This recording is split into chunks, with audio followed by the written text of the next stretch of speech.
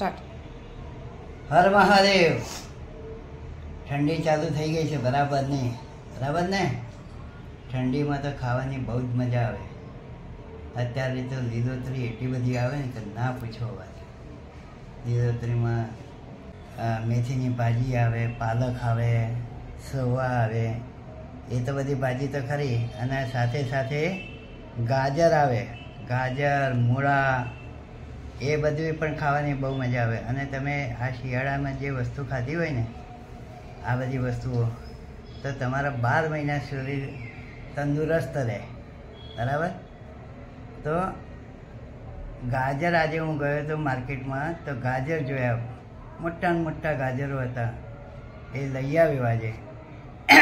અને અમારા છોકરાઓ છોકરીઓને અને અમારા વિયાનભાઈને ગાજરનો હલવો તો એટલો બધો ભાવે છે ને કે ના પૂછો વાત। આના પહેલાં મેં એક રેસીપી તો મૂકી જ છે, ગાજરના હલવાની રેસીપી તો મૂકી છે, પણ હવે પાછું મને વિચાર આવ્યો કે ગાજરનો હલવાનો તો ખરો જ, પણ એમાં વધારે પૌષ્ટિક બને એ કઈ ટાઈપથી બનાવવું, તો આજે હું એ ગાજરના હલવાની રેસીપી બનાવું છું। એ પહેલાં જે બનાવ્યું હતું એ તો ખરો છે, પણ હવે ગાજરના હલવાને વધુ પૌષ્ટિક કઈ રીતના બનાવ્યો છે એ રેસીપી દ્વારા હું તમને બતાવું છું। તો ચલો આજે જોઈ લઈશું પૌષ્ટિક અને સુપર ડુપર એવો ગાજરનો હલવો। ચલો ત્યારે જોઈ લઈએ આપણી રેસીપી। માર્કેટમાંથી આજે ગાજર લઈ આવ્યો તો એને ધોઈને છીણીને તૈયાર રાખ્યા છે। આ મખાના છે અને આ ગુંદ છે, અને બાકીની બધી વસ્તુઓ હું નાખીશ એ હું તમને બતાવતો જઈશ। આપણે ગેસ ચાલુ કરવાનો છે, પછી આપણે જે આ મખાના લીધા છે એ આપણે ફ્રાય કરવાના છે। અંદર તેલ બેલ ઘી કશું જ નાખવાનું નથી, ફ્રાય કરી નાખવાના છે। હવે આ મખાનાને આપણે રોસ્ટ કરવાના, અંદર કશું જ નાખવા કરવાનું નથી, બરાબર। તેલ કે ઘી કશું જ નહીં, થોડા શેકી કાઢવાના। 2 મિનિટમાં આ શેકાઈ જાય ત્યાં સુધી આપણે હલાવતા રહેવાનું આ રીતે, બરાબર। હવે એને એક ડીશમાં કંઈક પ્લેટની અંદર કાઢીને ઠંડા કરવાના।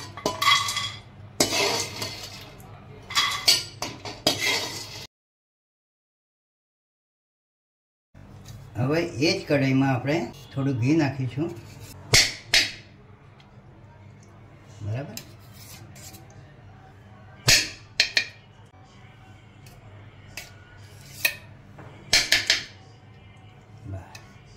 પછી જોઈએ તો આપણે બીજું એડ કરવાનું છે, પણ અત્યારે હાલ મેં આટલું ઘી લીધું છે। ઘી ગરમ થઈ જાય ને એટલે એમાં ગુંદ નાખવાનું છે,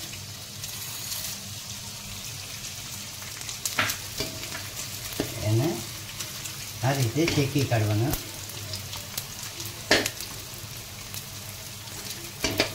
ગુંદ કાચો ના રહેવો જોઈએ, આ રીતે સફેદ સફેદ થશે। જો કાચો રહેશે ને તો ચબ્બડ જેવો હલવો બને।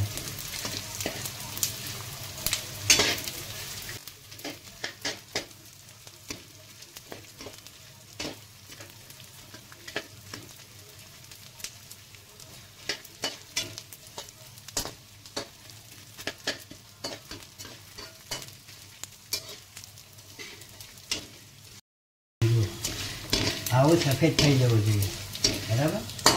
હવે આને પણ એક પ્લેટમાં આપણે કાઢી નાખવાનું। પહેલાં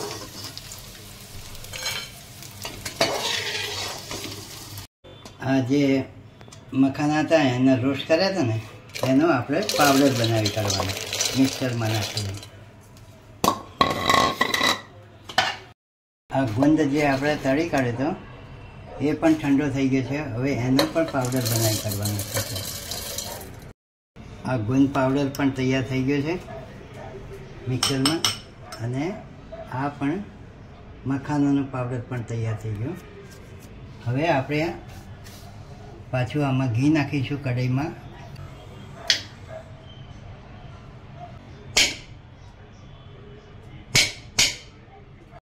હવે ગેસ ચાલુ કરીને આપણે ઘીને ગરમ થાય એટલે આપણે આ ગાજર જે છે ને છીણીને તૈયાર રાખ્યા છે એને આપણે ફ્રાય કરવાના છે. આ ઘી ગરમ થઈ ગયું છે એટલે હવે આમાં આપણે ગાજર નાખી દેવાના છીણેલા.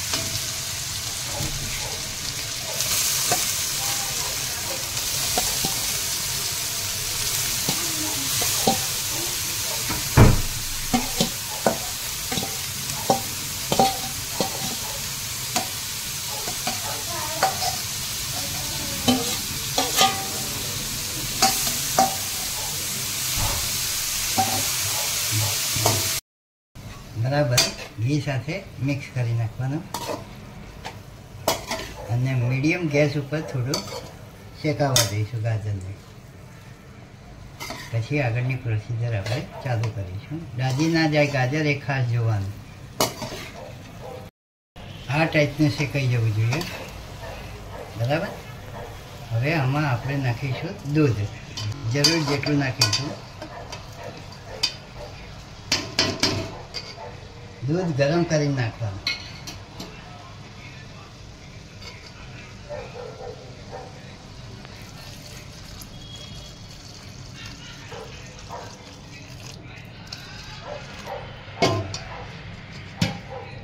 પાછું એક વખત હલાવી કાઢવાનું. બરાબર.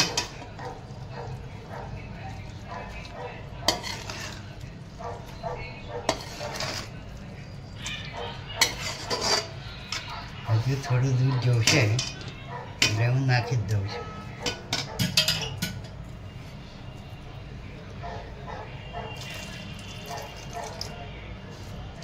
ગાજર કાચા ન રહેવા જોઈએ.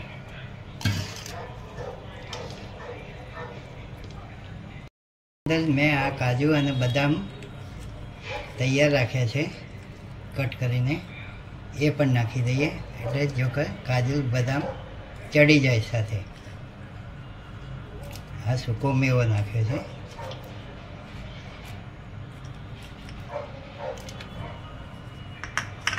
અને દ્રાક્ષ પછી નાખવાની છે આપણે. હવે જે આ પેલો લોટ તૈયાર કર્યો હતો ને મખાનાનો, એ પણ એડ કરી નાખીએ. બરાબર. અને આ ગુંદનો પાવડર જે તૈયાર કર્યો હતો એ પણ નાખી દઈએ આની અંદર, જોઈએ એટલો. આ ગુંદ નાખવાથી શું થાય, તમારા હાડકાઓ મજબૂત રહે. અને ડિલિવરી લેડીઝ ખાય તો પણ એને વાંધો ન આવે. પ્રેગ્નન્સી હોય એ ટાઈમે આ હલવો ખાય તો વાંધો નથી આવતો. હવે એક વખત આ રીતે હલાવી કાઢવાનું એટલે બધું એકસાથે તૈયાર થઈ જશે. અને દ્રાક્ષ અને સૂંઠ પાવડર અને એલચીનો પાવડર અને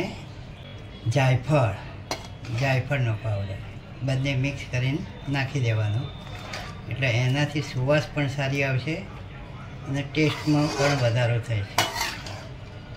હવે આને આ દૂધ બળે ત્યાં સુધી આપણે થોડી વેઇટ કરવી પડશે. આ રીતે વચમાં હલાવતા રહેવાનું. બરાબર. જુઓ, આવી કન્સિસ્ટન્સી હોય ને ત્યારે આપણે દ્રાક્ષ નાખવાની. બરાબર. સૂકી દ્રાક્ષ આવે ને એ નાખી દેવાની એટલે ફૂલીને તૈયાર થશે. પછી એમાં સાકર નાખવાની. તમારે જેટલું ગળ્યું જોઈએ ને એ પ્રમાણે સાકરનો ઉપયોગ કરવાનો છે. હું કેટલી નાખું છું, 750 ગ્રામ મારા ગાજર હતા એટલે 400 ગ્રામ જેવી મેં સાકર નાખી છે. હવે એને મિક્સ કરી નાખવાનું. તમારે વધારે ગળ્યું જોઈએ તો 500 ગ્રામ લેવાની, 750.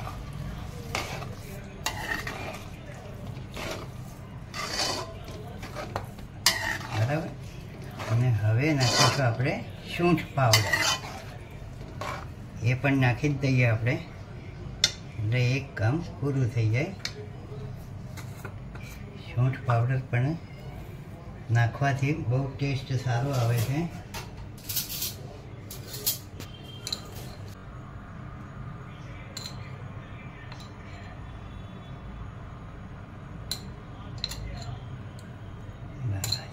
બે ચમચી જેવું મેં સૂંઠ પાવડર નાખ્યો.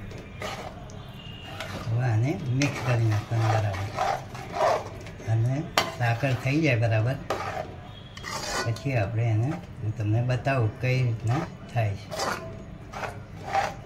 આ સાકરનું પાણી વળશે, પછી સાકરનું પાણી પણ બળી જશે, એટલે થિકનેસ આવી જશે. હવે એક વસ્તુ, જો તમારા ઘરમાં ઘી પેલું હોય ને મલાઈ, દૂધની મલાઈ પડી હોય તો તમે નાખી શકો છો. આમ તો ઓપ્શન છે, પણ મારા ઘરે પડી છે એટલે હું મલાઈ નાખું છું. હા, બરાબર. પછી આનો સ્વાદ જુઓ તમે કેવો લાગે છે. આ રીતે હલાઈ કાઢવાનું. બસ, હવે બધું થઈ ગયું છે.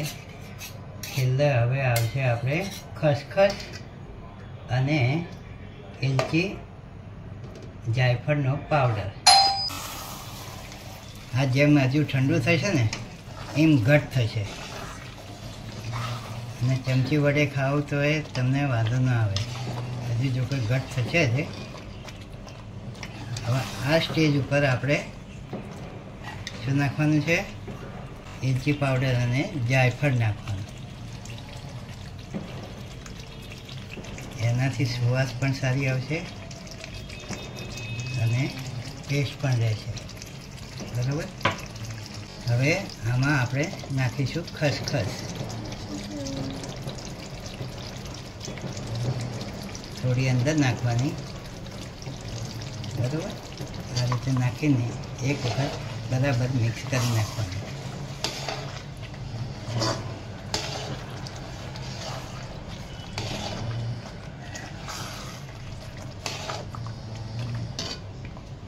હવે થઈ ગયું. બસ આવું થવું જોઈએ. અને હવે આપણે સર્વિસ પ્લેટમાં કાઢીશું. એ પહેલાં આપણે ડેકોરેટ કરી નાખીએ. અને હવે ખસખસ નાખી દેવાની, અને ઠંડુ થોડું થાય એટલે આપણે સર્વિસ પ્લેટમાં કાઢીને આગળની પ્રોસિજર ચાલુ કરીએ.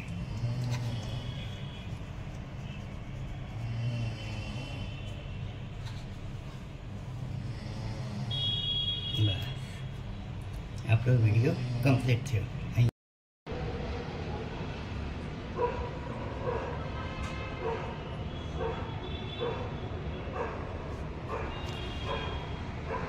જુઓ, આ ગાજરનો હલવો તૈયાર થઈ ગયો છે. ગરમા ગરમ ખાવાની પણ મજા આવે, અને ઠંડો હશે તો પણ ખાવાની મજા આવશે. અને આ ગાજરનો હલવો પહેલાં મેં એક મૂકેલો છે, બરાબર. તો એનાથી પણ અલગ મેં બનાવ્યો છે. એ સામાન્ય હલવો બનાવ્યો હતો. આની અંદર પૌષ્ટિક બધી વસ્તુઓ નાખીને મેં ગાજરનો હલવો બનાવ્યો છે.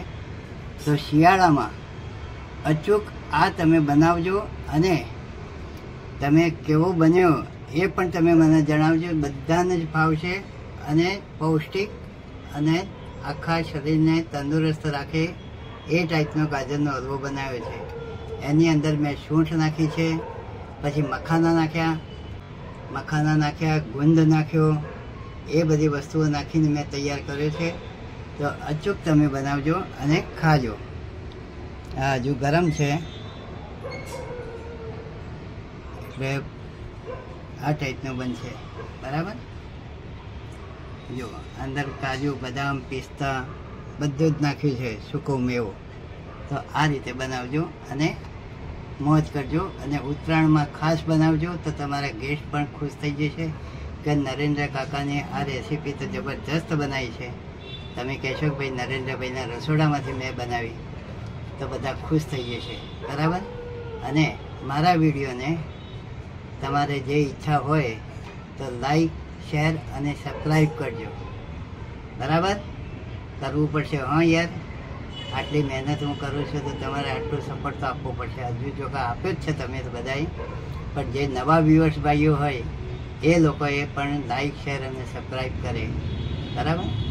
ચલો ત્યારે, હર મહાદેવ.